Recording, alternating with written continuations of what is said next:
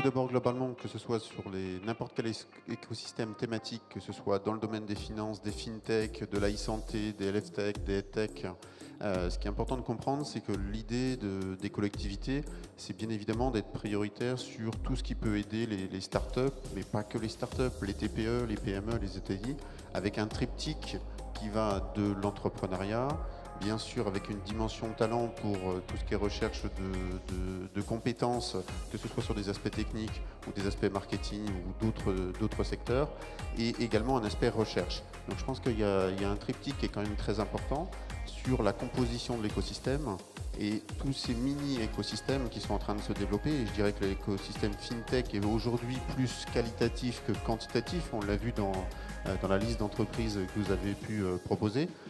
Ces écosystèmes aujourd'hui on va dire, se positionnent les uns par rapport aux autres, notamment dans un écosystème global qui est l'écosystème French Tech, mais ces composantes et ce triptyque sont vraiment des composantes importantes. Un élément de réponse aussi pour tous les entrepreneurs et toutes les startups, c'est de se dire à qui je m'adresse en termes de collectivité. Ça, c'est vraiment une question où parfois les entrepreneurs sont un petit peu perdus. Ce qu'il faut savoir quand même, et c'est important de le dire, c'est que régions et métropoles ont travaillé sur ce qu'on appelle le SRDE2I, le schéma régional de développement économique, d'innovation et d'internationalisation.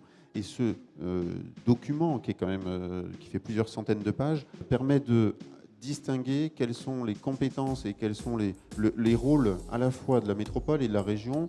Et ce document SRDE2I a été validé à la fois dans les instances métropolitaines, en conseil métropolitain, et à la fois voté en conseil régional.